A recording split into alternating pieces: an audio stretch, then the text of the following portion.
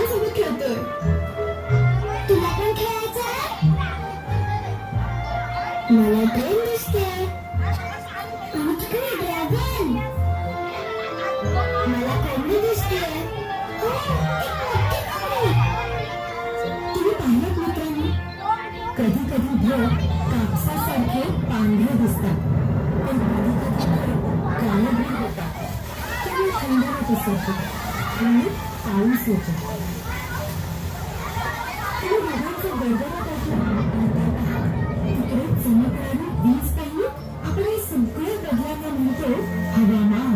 काही वेळा हवामान उष्ण तर काही वेळा ते थंड व बर्फाळ सुद्धा असते.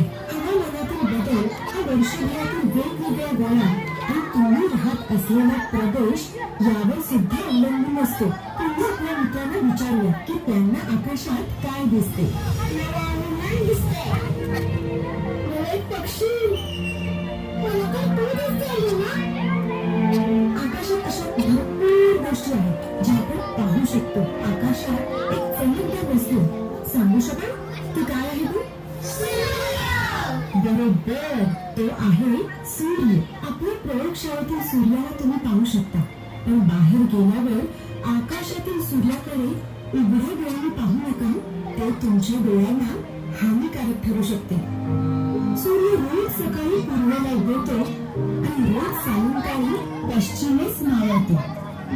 याचा काही हेतू पृथ्वी अंतराळात स्वतःभोवती फिरत असते. या हालचाली भ्रमण असे म्हणतात. पृथ्वीवर स्वतःभोवती एक फेरी पूर्ण करण्यासाठी 24 तास म्हणजेच एक दिवस लागतो. पृथ्वीच्या या हालचालीमुळेच सूर्य पुढे जाण्याचा भास होतो. पृथ्वी स्वतःभोवती फिरता फिरता वर्तुळाकार रेषेत सूर्याभोवती देखील फिरत असते. या हालचालीला परिक्रमा असे म्हणतात. पृथ्वी परिक्रमा करीत असलेल्या मार्गाला कक्षा असे म्हणतात. एक परिक्रमा पूर्ण करण्यासाठी पृथ्वीला साधारण 365 दिवस लागतात. पृथ्वी परिक्रमा करत असताना झुकलेली असल्यामुळे तिचा उत्तर गोलार्ध हा नेहमीच उत्तर ध्रुवाकडे निर्देशित असतो आणि हेच आपल्या ऋतूंचे रहस्य आहे. परिक्रमा करणाऱ्या पृथ्वीला लक्षपूर्वक पहा. झुकलेला भाग हा नेहमीच उत्तर ध्रुवाकडे निर्देशित असतो. पृथ्वी जेव्हा परिक्रमा पूर्ण करत असते तेव्हा उत्तर गोलार्ध हा कधी सूर्याच्या जवळ तर कधी सूर्यापासून लांब असतो. जेव्हा उत्तर गोलार्ध सूर्याकडे झुकलेला असतो तेव्हा उन्हाळा आणि जेव्हा सूर्यापासून लांब असतो तेव्हा हिवाळा असतो. उन्हाळ्यामध्ये सूर्य लवकर उगवतो, आकाशात उंचावर दिसतो आणि खूप वेळ असतो. उन्हाळ्यात दिवस मोठा आणि उष्ण असतो. यामुळे हिवाळ्यामध्ये सूर्य उशिरा उगवतो, जास्त वेळ दिसत नाही आणि दिवस छोटा व थंड असतो. हे सगळे बदल पृथ्वीच्या झुकलेल्या गोलार्धामुळे होतात. दक्षिण ध्रुवावर राहणाऱ्या मित्रांसाठी ऋतू हे दिवस काहीसे वेगळे असतात. उत्तर गोलार्धात जेव्हा उन्हाळा असतो तेव्हा दक्षिण गोलार्धात हिवाळा असतो.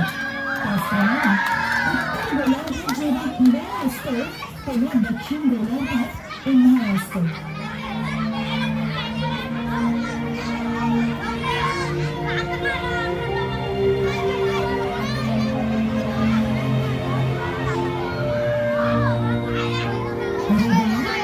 चंद्राला दिवसा बघून आश्चर्यचकित झालात ना?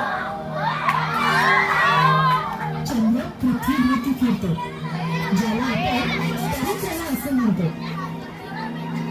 ही फेरी पूर्ण करायला चंद्राला साधारण 30 दिवस लागतात. चंद्र जसजसं परिक्रमा पूर्ण करतो तसतसा तो आपल्याला आकाशात वेगवेगळ्या ठिकाणी आणि वेगवेगळ्या आकारात दिसतो. कधी कधी दिवसा तर कधी कधी रात्री. चंद्र ही फेरी पूर्ण करत असताना सूर्यप्रकाशामुळे त्याचा काही भाग प्रकाशित झालेला दिसतो. कधी कधी आपल्याला पूर्ण चंद्र दिसतो तर कधी कधी खूपच छोटा.